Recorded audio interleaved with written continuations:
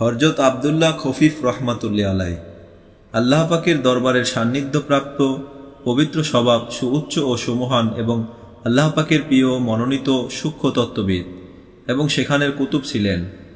তিনি শিয়ং যুগের সমস্ত মাশায়েখগণের শায়েখ, তৎকালীন দুনিয়ার অদ্বিতীয় অলি, জাহেরি ও বাতিনি এলেমের অগ্রনায়ক, সেকালের তরিকতপন্থীগণের কেন্দ্রস্থল ছিলেন। তার শৌর্য এবং মর্যাদা ছিল অতি উচ্চ, তার অন্তঃকরণ ছিল অতি উদার এবং প্রশস্ত, তার প্রতাপ ছিল দিগন্ত প্রসারী, তার বুজুর্গি ও গুণাবলীর বর্ণনাতীত। এক কথায় সুস্পষ্ট যে তিনি মুস্তাহেদ ছিলেন। তরিকতে তার মাযহাব ছিল স্বতন্ত্র। সুফিয়া ইকরামের এক বিরাট দল তার মতের উপর নির্ভর করতেন। তিনি প্রতি 40 দিনে তরিকত শাস্ত্রে একটি কিতাব লিখতেন। জাহেরি এলেম সম্বন্ধে তার রচিত বহু অভিনব এবং আশ্চর্যজনক কিতাব রয়েছে। তিনি সর্বজনপ্রিয় এবং অতি খ্যাতিসম্পন্ন লোক ছিলেন। তিনি মারেফাতের ক্ষেত্রে যে সাধনা ও পরিশ্রম করে গেছেন, তদ্রূপ করা মানবীয় শক্তির অতীত। রুহানি এলেম সম্বন্ধে তার দৃষ্টি ও চিন্তাধারা যেরূপ সূক্ষ্ম ছিল, তৎকালে তদ্রূপ আর কারো ছিল না। তার এন্তেকালের পর পারস্য দেশে এমন আরও একজন লোক অবশিষ্ট ছিল না যাকে তার সাথে তুলনা করা যেতে পারে। তিনি শাহী খানদানের লোক ছিলেন। তিনি জীবনে কোনো সঙ্গী ও সহচর সঙ্গে না নিয়ে সম্পূর্ণ একাকী বহু সফর করেছেন। তিনি রুয়াইম রহমাতুল্লাহ আলাইহি, জরির রহমাতুল্লাহ আলাইহি, ইবনে আতা রহমাতুল্লাহ আলাইহি, জুনাইদ রহমাতুল্লাহ আলাইহি এবং মনসুর হাল্লাজ রহমাতুল্লাহ আলাইহির সাক্ষাৎ লাভ করেছিলেন। প্রাথমিক অবস্থায় যখন সবেমাত্র ধর্মীয় বেদনা অর্থাৎ ধর্মকর্মের আগ্রহ তার অন্তরে উৎপন্ন হয়, তখন তিনি প্রত্যেক রাকাতে নামাজে 10,000 বার কুল হুয়াল্লাহু আহাদ সূরা পাঠ করতেন। আর প্রায় দেখা যেত তিনি ভোর হতে সন্ধ্যা পর্যন্ত 1000 রাকাত নামাজ পড়তেন। 20 বছর পর্যন্ত তিনি চটের পোশাক পরিধান করে কাটিয়েছেন। তিনি প্রতি বছর 4টি চিল্লা পালন করতেন। যেদিন তার ইন্তেকাল হয়, তৎপূর্বে উপর্যুপুরি 40 চিল্লা পালন করেছিলেন। এর সর্বশেষ চিল্লার শেষের দিকে তিনি ইহদান ত্যাগ করেন, আল্লাহ পাকের সাথে মিলিত হন। তখন তার পরনে সেই চটের পোশাকটি ছিল। তার কালে জাহেরি এলেমের একজন বিখ্যাত ও সুদক্ষ আলেম ছিলেন তিনি, কিন্তু তরিকতের আলেমগণের অন্তর্ভুক্ত ছিলেন না, অথচ বুজুর্গ ছিলেন। তিনি পারস্য শহরেই বাস করতেন। লোকে তাকে মুহাম্মদ জিকরি রহমাতুল্লাহ আলাইহি বলে ডাকত। উক্ত বুজুর্গ আলেম কখনো দরবেশের ন্যায় গুদুরি পড়তেন না। লোকে হযরত আব্দুল্লাহ খফিফকে জিজ্ঞেস করল, হযরত, গুদুরি পরার জন্য কোনো শর্ত আছে কি? আর গুদুরি পরা কার জন্য শোভা পায়? তিনি বললেন, হ্যাঁ, গুদুরি পরিধান করার জন্য সেই শর্ত নির্ধারিত আছে যা হযরত জিকরি রহমাতুল্লাহ আলাইহি সাদা পিরহানের মধ্যে পালন করে থাকেন, অথচ আমরা এই চটের পোশাকেও তা পালন করতে জানি না। হযরত আব্দুল্লাহ রহমাতুল্লাহ আলাইহির গেজা বা খাদ্য খুব হালকা ধরনের ছিল, আর খফিফ শব্দের অর্থ হালকা, এজন্যই তাকে আব্দুল্লাহ খফিফ বলা হতো। কথিত আছে যে প্রতি রাত্রে রোজা ও ইফতার করার সময় মাত্র মুনাক্কার 7টি দানা আহার করতেন, এর চেয়ে অধিক আর কিছুই আহার করতেন না। তার দেহের ওজন খুবই হালকা ছিল, হিসাব নিকাশ খুবই হালকা। এক রাত্রে তিনি খাদেমকে খাবার আনতে বললে সে 8টি মুনাক্কা এনে হাজির করল। তিনি অলক্ষ্যে 8টিই খেয়ে ফেললেন। সেই রাত্রে তিনি ইবাদতের অন্যান্য রাত্রের ন্যায় স্বাদ পেলেন না। তিনি বুঝতে পারলেন যে আজ রাত্রে আমি আমার অভ্যাসগত খাদ্যের চেয়ে অতিরিক্ত খাদ্য আহার করেছি। খাদেমকে ডেকে জিজ্ঞাসা করলে সে বলল, গত রাত্রে আমি আপনাকে মুনাক্কার 8টি বীজ খেতে দিয়েছিলাম। তিনি বললেন, কেন? সে বলল, এই কারণে যে আমি অনুভব করতে পারছি অল্প মাত্রায় খাদ্য গ্রহণ করতে করতে আপনার শরীর দুর্বল হয়ে পড়েছে, সুতরাং আমার মনে আপনার অবস্থার প্রতি দয়া হলো।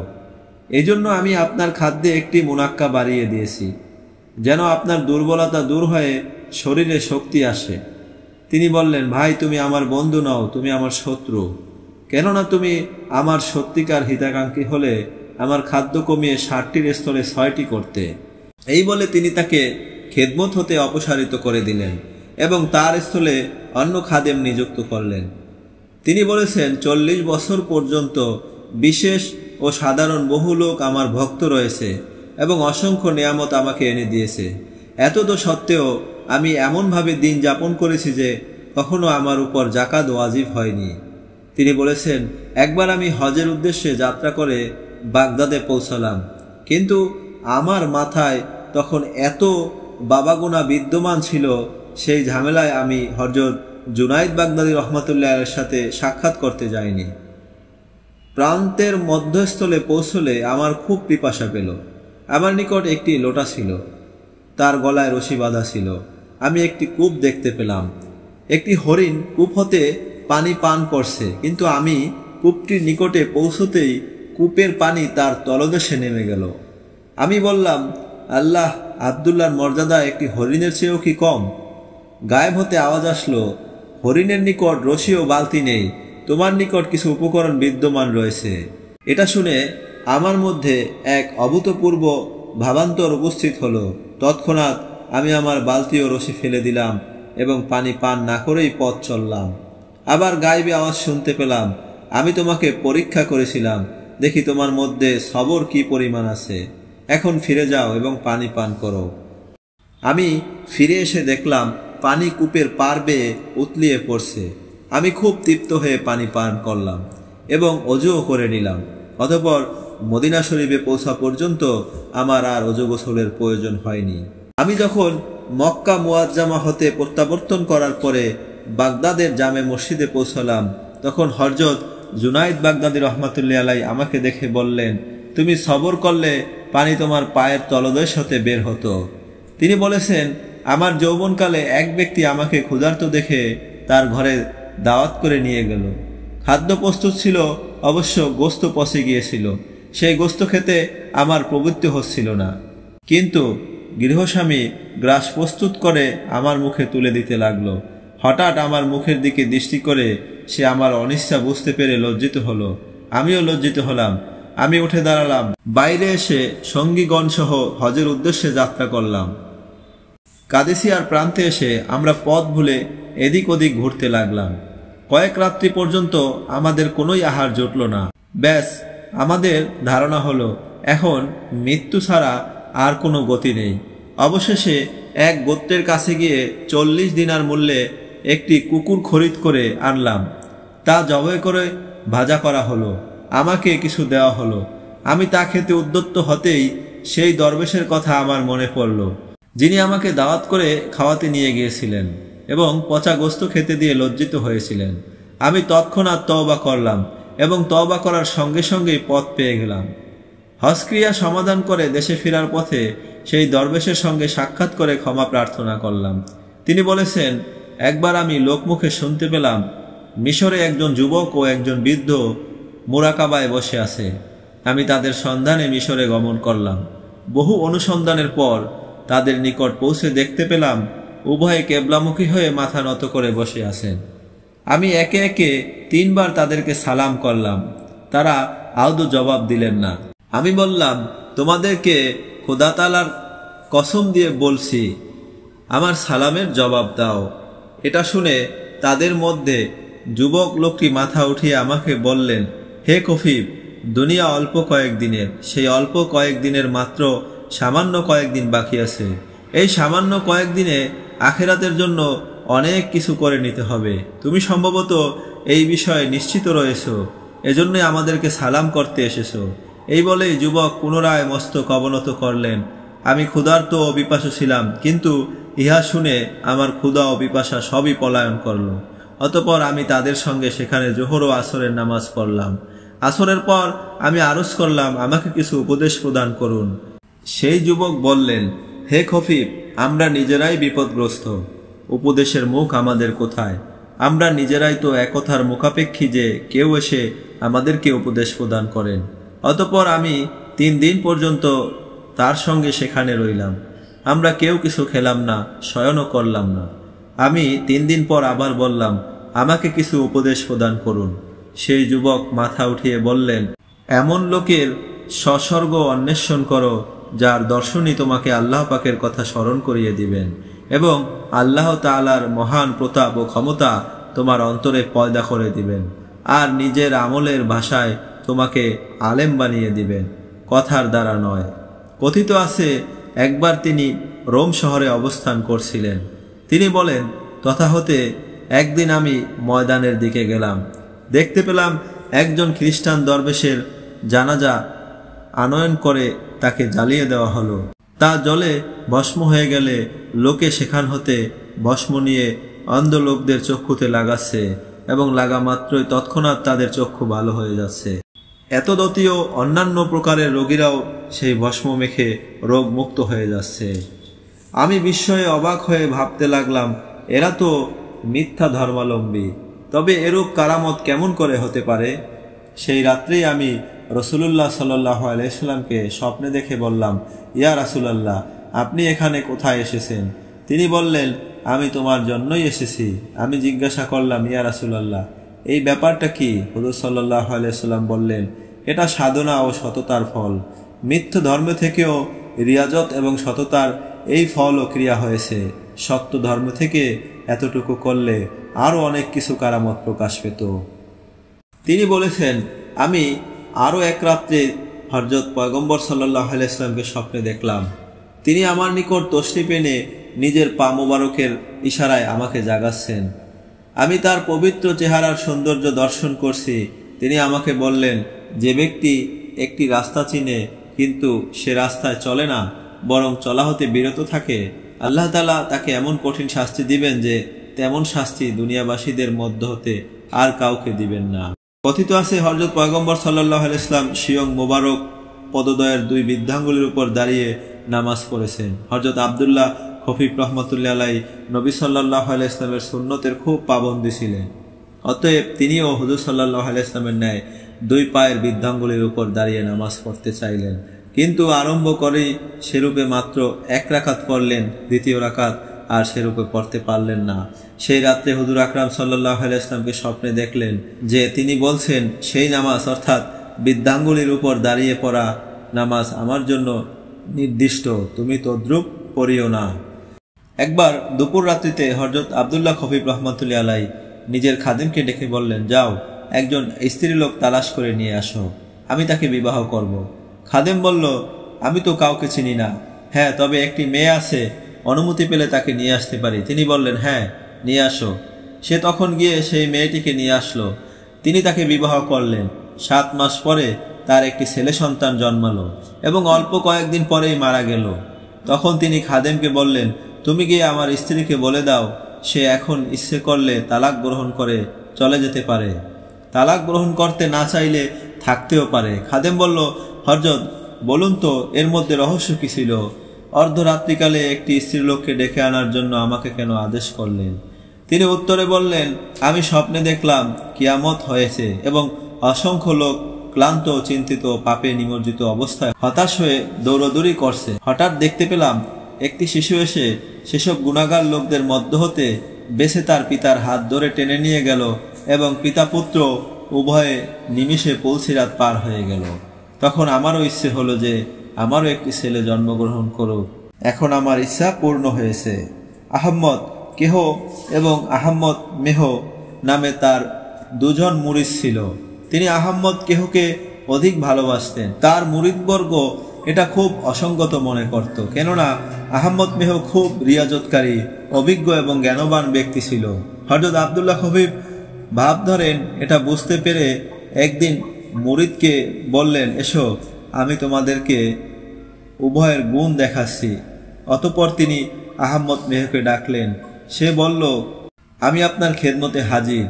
তিনি বললেন, মিয়া দেখো তো, খানকার দরজায় যে উটটি বাঁধা রয়েছে তাকে উঠিয়ে খানকার ছাদের উপরে পৌঁছে দাও। সে বলল, হযরত উট খানকার ছাদের উপরে কেমন করে যাবে? এও কি সম্ভব? তিনি বললেন, আচ্ছা ভাই, না পারলে অমনিই থাকুক, তুমি যাও। অতঃপর তিনি আহম্মদ কেহকে ডাকলেন। সে জবাব দিল। তিনি বললেন, ভাই দেখো তো, খানকার দ্বারে যে উটটি দাঁড়িয়ে আছে তাকে উঠিয়ে খানকার ছাদে পৌঁছে দাও। এটা শোনা মাত্রই আহম্মদ কেহ কোমর বেঁধে ও আস্তিন গুটিয়ে বাইরে চলে গেল এবং উটের পেটের নিচে উভয় হাত লাগিয়ে উঠানোর চেষ্টা করল, কিন্তু তাকে নাড়তে পারল না। হযরত শেখ বললেন, ব্যাস তুমি চলে এসো, বোঝা গেছে। অতঃপর তিনি মুরিদগণের দিকে লক্ষ্য করে বললেন, এখন তো তোমরা দেখলে আহম্মদ কেহ আমার আদেশ পালনে তার সাধ্য অনুযায়ী কেমন চেষ্টা করলো, কোনো প্রশ্ন উত্থাপন করল না, শুধু আমার আদেশের প্রতি দৃষ্টি করেছে। নিজের দ্বারা সে কাজ সম্ভব হবে কিনা তার প্রতি দৃষ্টি করেনি। আর আহম্মদ মেহকে দেখলে যে সে আমার সঙ্গে তর্ক করার জন্য প্রস্তুত হয়ে গেল। অতএব তোমরা বাইরের অবস্থার দ্বারা ভিতরের অবস্থা অনুমান করে নাও। একবার হযরত আব্দুল্লাহ খফিফ রহমাতুল্লাহ আলাইহির খানকায় একজন মুসাফির আসলো। তার পরিধানে কালো খেরকা এবং মাথায় কালো পাগড়ি, মোট কথা পিরহানও কালো, ইজারও কালো। তার এই ধরনের পোশাক দেখে হযরত আব্দুল্লাহ খফিফের অপছন্দ হলো। তিনি তাকে জিজ্ঞাসা করলেন, ভাই তুমি কালো বর্ণের পোশাক কেন পরিধান করেছো? সে বলল, আমার আদেশকর্তা মরে গেছে, অর্থাৎ আমার নফস এবং রিপু মরে গেছে। অতঃপর সে এই আয়াতটি পাঠ করল। আয়াতের অর্থ, অর্থাৎ তুমি সেই ব্যক্তিকে দেখেছো যে ব্যক্তি নিজের নফসানি খায়েশকে নিজের আদেশকর্তা ও প্রভু বানিয়ে নিয়েছে। এটা শুনে হযরত আব্দুল্লাহ খফিফ রহমাতুল্লাহ আলাইহি তার মুরিদগণকে বললেন, একে বের করে দাও। সঙ্গে সঙ্গেই তাকে বের করে দেওয়া হলো। আবার বললেন, ডেকে আনো। তৎক্ষণাৎ ডেকে আনা হলো। আবার বললেন, বের করে দাও। তখনই বের করে দেওয়া হলো। এভাবে 70 বার বের করে দিলেন এবং 70 বার ডেকে আনলেন। কিন্তু দরবেশ এতে দুঃখিত বা বিরক্ত হলো না। 70 বারের পর হযরত খফিফ রহমাতুল্লাহ আলাইহি উঠে তার মস্তক চুম্বন করে বললেন, আমাকে ক্ষমা করুন। কালো লেবাস পরা আপনার জন্যই শোভা পায়। আপনি 70 বার অপমানিত এবং লাঞ্ছিত হয়েও যখন বিন্দু মাত্র দুঃখিত হননি, এতে প্রমাণিত হয়ে গেছে যে সত্যই আপনার আদেশকর্তা প্রভু নফসের মৃত্যু হয়েছে। কথিত আছে, দূর দেশ হতে দুজন সুফি ব্যক্তি হযরত আব্দুল্লাহ খফিফ রহমাতুল্লাহ আলাইহির সাথে সাক্ষাৎ করার জন্য আসলেন। খানকায় পৌঁছে তারা আব্দুল্লাহ খফিফ রহমাতুল্লাহ আলাইহিকে খানকায় না দেখে জিজ্ঞেস করলেন, তিনি কোথায় গেছেন? মুরিদরা উত্তর করলেন, তিনি সুলতান আজউদ্দৌলার বাড়িতে গেছেন। তারা বললেন, হ্যাঁ, সুলতানের দরবারে দরবেশের কি কাজ? শেখের প্রতি তাদের এক প্রকার খারাপ ধারণা জন্মালো। অতঃপর তারা পরস্পর বলল, চলো আমরা শহরে একটু বেরিয়ে আসি। বাজারে গিয়ে তারা এক দর্জির দোকানের নিকট পৌঁছল। তারা মনে করলেন আমাদের খেরকার পকেট ছিলিয়ে নেওয়া হোক, কেননা তাদের খেরকার পকেট ছিঁড়ে গিয়েছিল। তারা দর্জির দোকানে গেলেন। ঘটনাক্রমে তখন দর্জির কাছে হারিয়ে গেল। দর্জি তাদের দুজনকে গ্রেপ্তার করে আজউদ্দৌলার দরবারে নিয়ে গেল। হযরত আব্দুল্লাহ খফিফ তখন পর্যন্ত সুলতানের দরবারে ছিলেন। দর্জির বৃত্তান্ত শুনে আজউদ্দৌলা দরবেশদেরকে হাত কেটে ফেলার নির্দেশ দিলেন। হযরত খফিফ রহমাতুল্লাহ আলাইহি বললেন, এই বেচারা সুফিদের ছেড়ে দিন, এরা নির্দোষ। তার কথায় সুলতান দরবেশদেরকে মুক্ত করে দিলেন।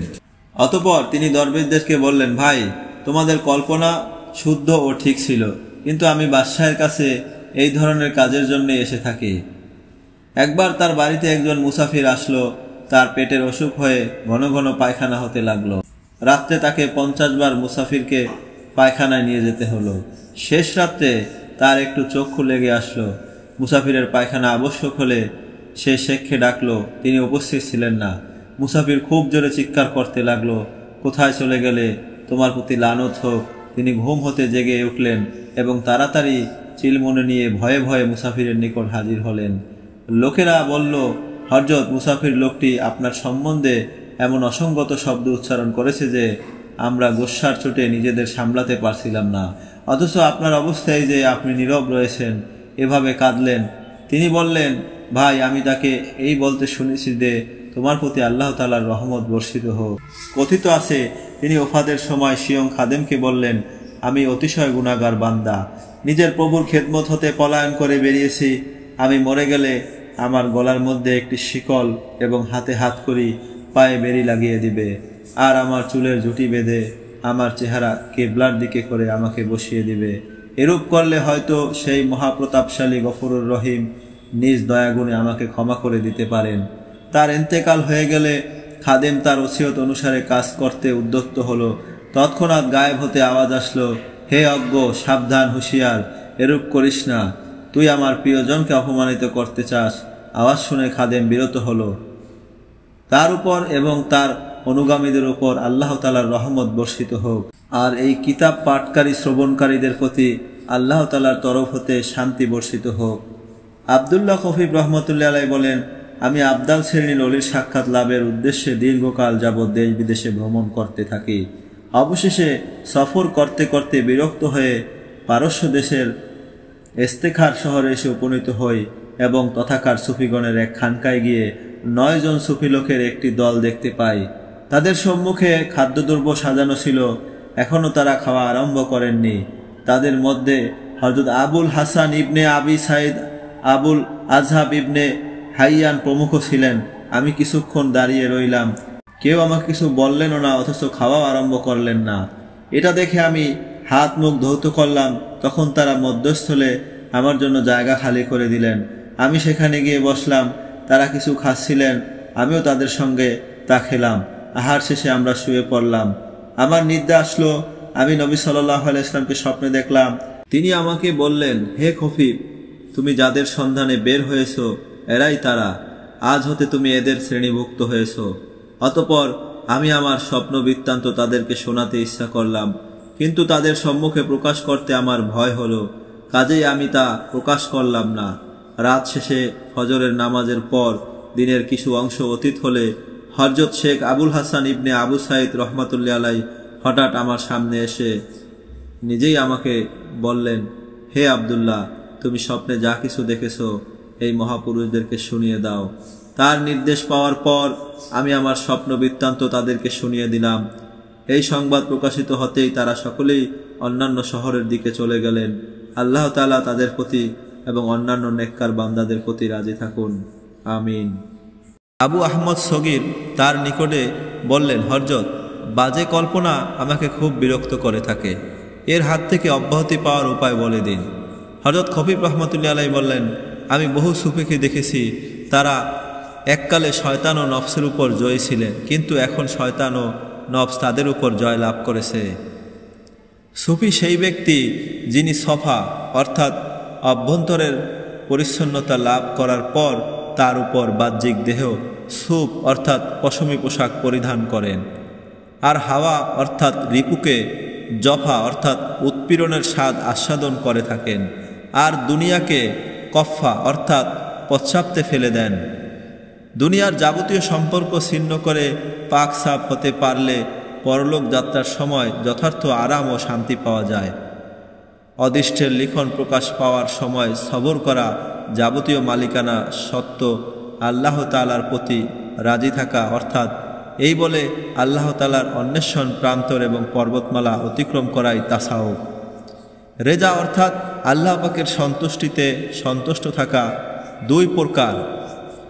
তদবিরের মধ্যে আল্লাহ তাআলার প্রতি রাজি থাকা, অর্থাৎ এই বলে আল্লাহ তাআলার প্রতি সন্তুষ্ট থাকতে হবে যে আল্লাহ তাআলা আমার দ্বারা যতটুকু তদবির করান ততটুকুই তদবির হবে। আল্লাহ তাআলা অদৃষ্টে যা কিছু নির্ধারণ করেছেন সেই বিষয়ে আল্লাহ তাআলার প্রতি সন্তুষ্ট থাকা। গায়েব হতে যা কিছু প্রকাশিত হয় তার সত্যতা বিশ্বাস করাই ঈমান। সুখ ও দুঃখকে স্থায়ীভাবে বর্জন করার নাম ইবাদত, অর্থাৎ আল্লাহ তাআলার অন্বেষণ। ওয়াসল অর্থাৎ মিলন, অর্থ হলো মাহবুব অর্থাৎ আল্লাহ পাকের সঙ্গে এমনভাবে মিলিত হওয়া তিনি ভিন্ন আর যত পদার্থ আছে তৎসমুদয়কে এমনকি নিজের অস্তিত্বকে পর্যন্ত সম্পূর্ণরূপে ভুলে যাবে। চাওয়া বা সওয়াল করার সময় নিজের মান মর্যাদা ভুলে যাওয়াই হৃদয়ের প্রশস্ততা। যে বস্তু আল্লাহ তাআলার স্মরণ হতে দূরে রাখে তা হতে দূরে থাকাই তাকওয়া ও পরেশগারী। আল্লাহ তাআলার ইবাদত হতে নফস যেন সওয়াব প্রাপ্তির প্রত্যাশা বা কল্পনা না করে সেই বিষয়ে নফসকে দমন করার চেষ্টাই রিয়াজত বলে। যে বস্তু আয়ত্তের বাইরে তার অন্বেষণ না করা, আর যে বস্তু আয়ত্তের মধ্যে তা হতে বেপরোয়া বা অভাবশূন্য থাকার অল্পে তুষ্টি। যাবতীয় মালিকানা সত্য পরিত্যাগ করে অন্তরে শান্তি পাওয়াকেই বলে জোহদ। চিন্তা এবং দুঃখ কষ্ট দেহকে আনন্দ উপভোগ হতে বিরত রাখে। আল্লাহ পাকের সাথে মিলিত হওয়ার আশায় সন্তুষ্ট থাকাই রজা। মালিকানা স্বতন্ত্রে বিলুপ্ত করে মানবসুলভ গুণাবলী হতে নিষ্কৃত লাভ করাই ফকিরি। লোকে জিজ্ঞাসা করল, উবুদিয়াত কাকে বলে? তিনি বললেন, নিজের যাবতীয় কাজকর্মকে আল্লাহ পাকের উপর সোপর্দ করে দেওয়া আর যাবতীয় বিপদ আপদে সবর অবলম্বন করাই উবুদিয়াত বা দাসত্ব। লোকে জিজ্ঞেস করল, যদি কোনো দরবেশ 3 দিন অভুক্ত থেকে তৎপর নিজের নির্জন কামরা হতে বের হয়ে আসে এবং তার আবশ্যকের পরিমাণ কাহারও নিকট সওয়াল করে, তার সম্বন্ধে আপনি কি বলেন? তিনি বললেন, সেই ব্যক্তি দরবেশীল দাবিতে মিথ্যাবাদী। যা কিছু আল্লাহ পাক মিলিয়ে দেন তা খেয়ে শান্ত ও নীরব থাকো। যদি দরিদ্রতা হেতু সওয়াল করার প্রয়োজন হয় তবে লাঞ্ছিত ও অপমানিত হয়ে যাবে।